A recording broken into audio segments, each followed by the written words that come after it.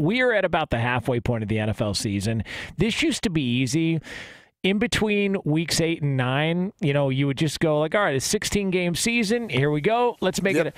Then the NFL's got to go ahead and throw in an extra game, and it throws all the math off. But we figured, screw it. All right, we're at the halfway point of the NFL season, and we are responsible for some picks on this show that maybe didn't go the right way. So how many teams, just before we go, because do we want to go AFC, NFC, or do we want to go just take turns? Like, how many do you want to rattle off? Because I've probably got like 10 teams I could rattle off. I also have 10 teams, which is funny. I wonder how many are the same.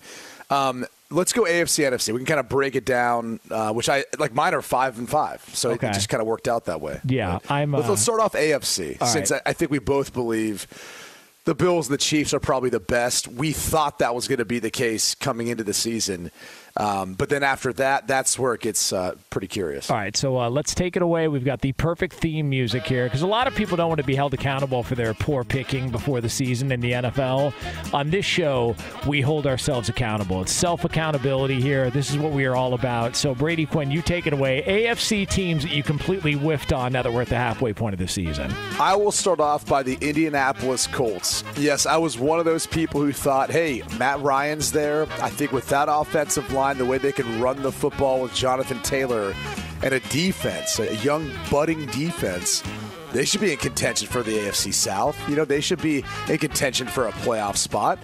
I was dead wrong. Matt Ryan's been benched. Their offensive coordinator, Marcus Brady, who doesn't even call plays, has been fired. The offensive line play has been atrocious at times, even though they have settled on a group and they've improved. There is no running game with Jonathan Taylor, at least not what it has been in the past. They already traded away Naheem Hines.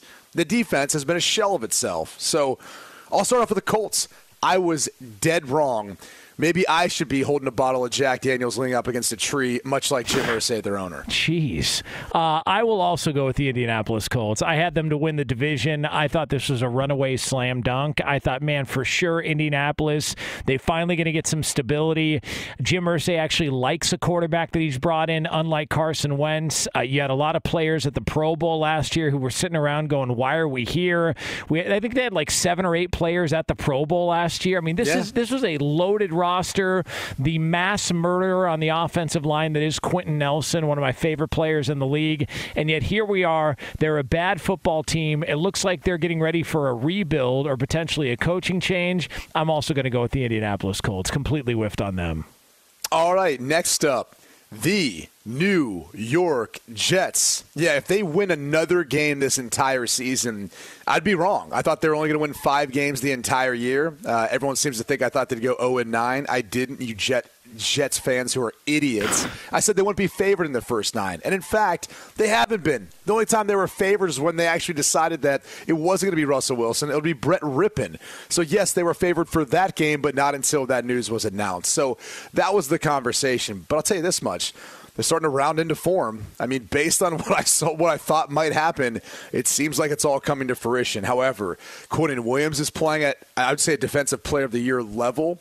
Sauce Gardner's been as advertised and awesome on the outside. Garrett Wilson, their other first-round pick at wide receiver, he's been studly. Breece Hall, until the injury, you can make the case for him being up there for Offensive Rookie of the Year.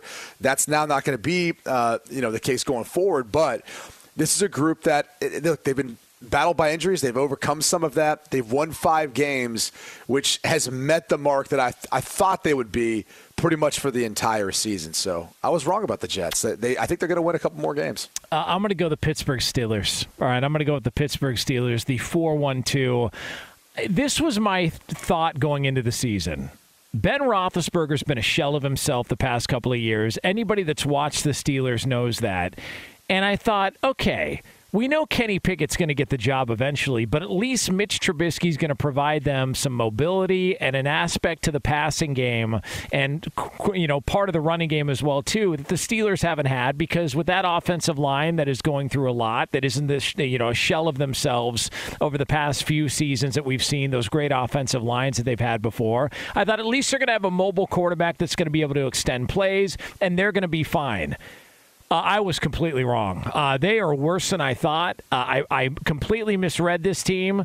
And if you actually go back to the beginning of the season, that game in which Pittsburgh won, and they won in overtime against Cincinnati, where you had Boswell and you had McPherson missing kicks, and it went into overtime.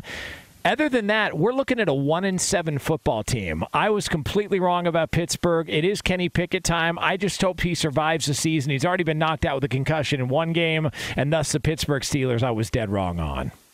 How about the old Denver Broncos? I mean, gosh, the addition of Russell Wilson. I thought with that roster, the way the defense has looked, was going to be a perfect fit. Nathaniel Hackett, who runs a West Coast system. It's something that Russell Wilson's familiar with. He had run some West Coast earlier during his time in Seattle. I thought this team would be in contention for a playoff spot. Didn't think they'd beat the Chiefs necessarily for the division. I always thought it was going to be the Chiefs. But the Broncos were a team that I thought, with Russell Wilson, it was the last piece Vic Fangio kept talking about. They needed a quarterback. They got their quarterback. They would get over the hump.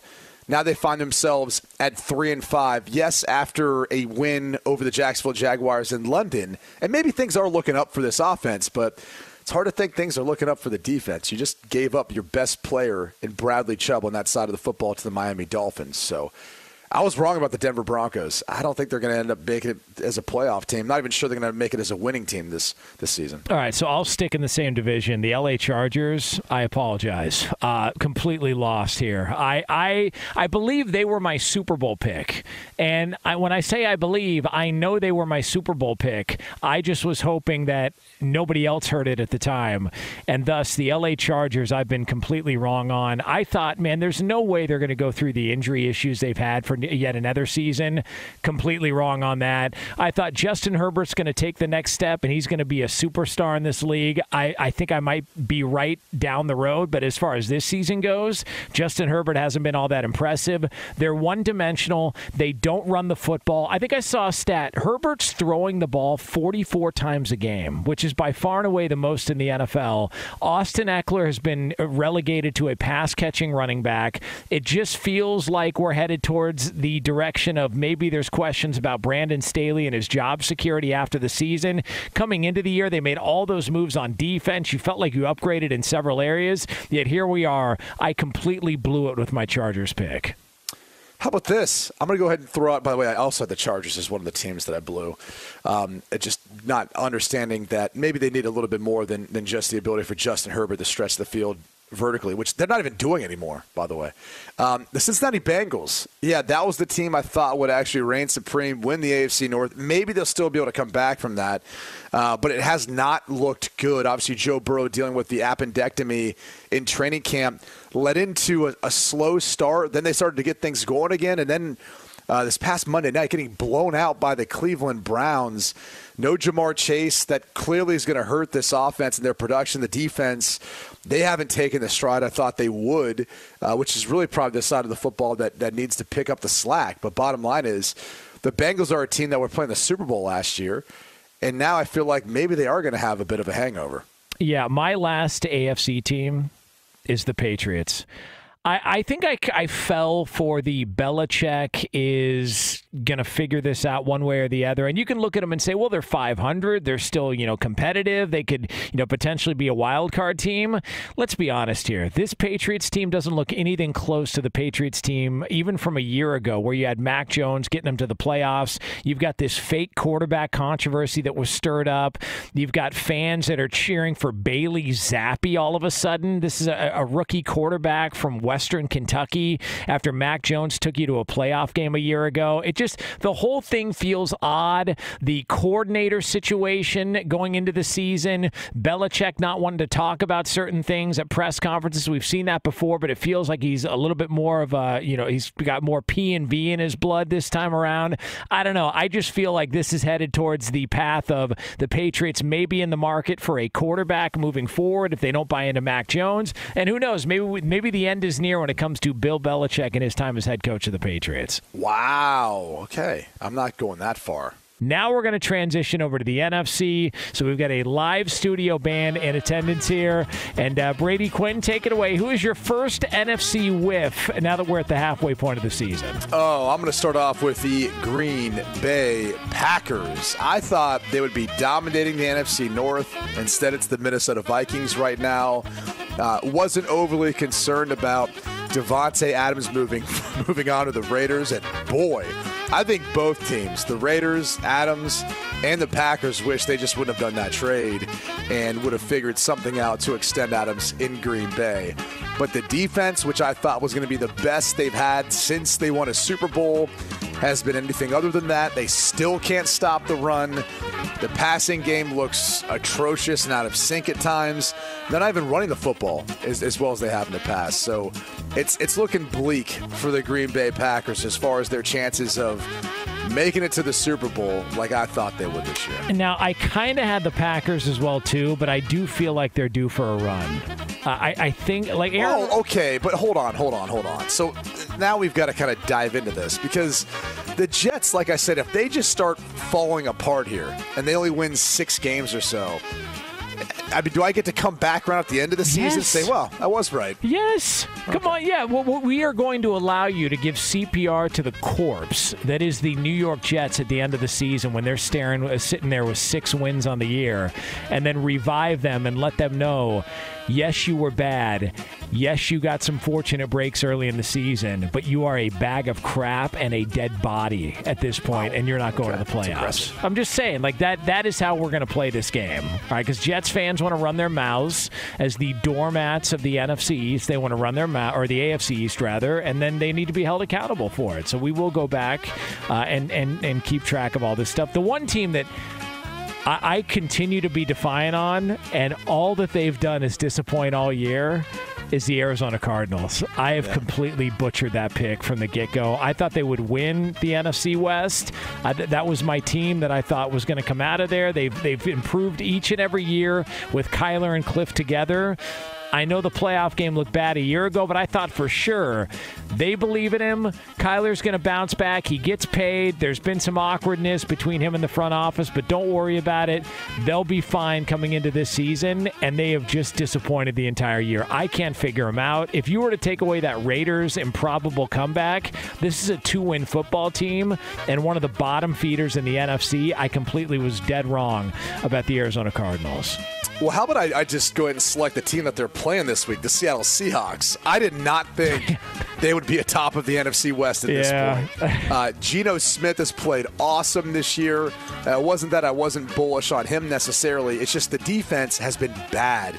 And instead, they've got some pieces that are really coming around. Tariq Woolen should be up, at least in conversation for Rookie of the Year. He's been phenomenal. That defense is flying around and playing well. Kenneth Walker could be up for Rookie of the Year. He looks fantastic. They've got 2 tackles right now that are starting that are rookies. That rookie class for John Snyder and Pete Carroll has been a huge hit for them this season. So count the Seattle Seahawks as a team that, at least so far, I was dead wrong about. Yeah, I'll double up on the Seahawks. I didn't see it. I thought for sure that we were looking at the end is near for Pete Carroll, and now you can make a legitimate argument. Pete Carroll should be in the Coach of the Year discussion. Like he could be Coach of the Year in the NFL based on what they've done. I don't know remember there was the Drew Lock, Geno Smith, who's going to be the starting quarterback, and there was a lot of people that were pounding the table for Drew Lock's got to be the guy. They didn't do it. Drew Lock came down with COVID in the preseason. Remember that? It pushed back his start.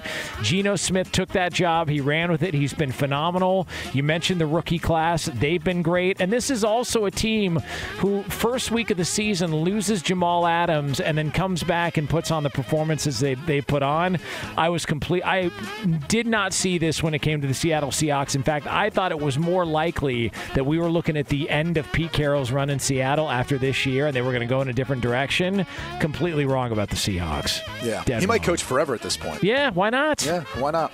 How about the LA Rams? For some reason, I didn't think they were going to have a Super Bowl hangover. I thought, all right, they're getting the band back together. Sean McVay convinced Aaron Donald McDonald. Maybe they're all out of McDonald's right now. He convinced Aaron Donald to come back and play. A new contract obviously helps that. No OBJ, but they did have Cooper Kupp coming back. They make some additions to this roster like Allen Robinson. Man, they have been just a shell of themselves from what they were during their playoff run and a Super Bowl win last year. I know not having Von Miller hurts too, but I don't care if you're talking about the defense. The offensive line has not been able to protect Matt Stafford. Talked about Cam Akers and whatever the hell is going on there with Albert Breer earlier in the show. It looks like it's a hangover. It's a legit Super Bowl hangover for the defending Super Bowl champs. Stafford keeps, throwing interceptions, turning the football over. It's bad. And I know that they're not out of it. It's still early. But it seems pretty bleak on the Rams' chances of winning the NFC West. Yeah, this is an obvious one, the Tampa Bay Buccaneers. If you were to tell me that Tampa Bay would not be in first place in their own division and Tom Brady would be divorced by November, I'd be like, what are you talking about? Come on, get out of here. But yeah, here we are. And I keep assuming they're going to respond or they're going to bounce back, and they just haven't yet. I do think ultimately they're going to win that division, but they are nowhere close to the team I thought they'd be. I thought Tom Brady, coming off his performance last year, borderline MVP of the league, he still had something left. He doesn't look anywhere close to the quarterback or the player that he has been over the past couple of years. Dead wrong on the Tampa Bay Buccaneers. I will go ahead and double up on that. I didn't think that the transition from Bruce Arians to Todd Bowles would be that big of a difference. Byron Leftwich, at least Bruce Arians was crediting him with a lot of the play calling duties even last year. So a lot of what you talked about with Tom Brady and the Bucs and his success, and even the group that was coming back at wide receiver for him. I know they've been banged up at times, but outside of not having Gronk, they pretty much had the same group of guys. Now their offensive line has faced some issues with injury, and look, their defense has played well. It's just, for whatever reason, this offense is not clicking. The team does not look fired up or have any sense of urgency. Count me in there with the Bucs. I thought they would be the number one seed when it was all said and done, purely because that NFC South looked like it was not going to be competitive, and it's been, well, I guess it's been competitive within the division. I'm not sure we can necessarily say that about how the teams have performed. I'd like to give a little bit of love to old dump truck nuts himself, Brian Daboll, and the New York Giants. I didn't see this. I assumed that Daniel Jones, they've identified he's not the quarterback of the future, and they're just going to go out there and maybe stink it up the first year, and then they'll be picking early in the draft, and they'll get their quarterback that they want, and then Brian Daboll will get to work with a guy and develop a young quarterback like he did with Josh Allen in Buffalo. Here we are, they're 6-2. They've got real wins on their resume. This isn't just, a fraudulent 6-2. Now, I don't think they're a Super Bowl team, but Saquon Barkley looks like the Saquon Barkley everybody was raving about when he first got into the league and his first season in the league. And Daniel Jones is playing serviceable football, and the one issue on him was always the turnovers, and it feels like he's fixed that, at least through the first half of the season. Did not see this happening with the New York Giants. Never bet against dump truck nuts, Brian Daboll. All right, I'll leave it at that. Lesson learned. How about the Atlanta Falcons? I don't know that you can bet against old FedEx and Coach Arthur Smith and the way the Falcons have looked this year. Their defense has struggled, but they're running the football as good as anyone. Cordero Patterson will be back for this week. Drake London's been a solid hit for them to go along with Kyle Pitts in the passing game. But give them credit. I mean, this team has adapted to the strengths of the players on that roster, and they've exceeded at least my expectations of what I thought they would be this year. I really got the sense that they were building more from a year from now, but it seems like they're in contention for the division right now. So count the Atlanta Falcons as part of that NFC South that's been a wild card this year. My last one, and this is probably the most embarrassing, I just thought the Detroit Lions would have a couple of more wins at this point. I wasn't asking for a whole lot. I just assumed maybe it was the Hard Knocks hype. Maybe I looked at it and said, man, I buy into Dan Campbell, and he's biting kneecaps, and he's drinking 2 venti coffees from Starbucks with 2 espresso shots in them each. And I'm thinking, man, this is going to get me fired up and ready for a football season. And now they're already, making changes on the coaching staff. You got Jared Goff, who's all of a sudden turning the ball over now, as opposed to what he was doing early in the season when he was playing really good football. They look like the same Lions, and I was wrong. I thought they'd finish ahead of the Bears, who were going to be the doormat in that division. That's not happening, and it looks like the Detroit Lions are going to be picking number 1 in the draft and going with a quarterback of the future coming up in April. So there we go. We've acknowledged our mistakes early on in the season. And look, if these teams turn it around, we'll go back and we'll brag about getting it right before the year started. That's how this works.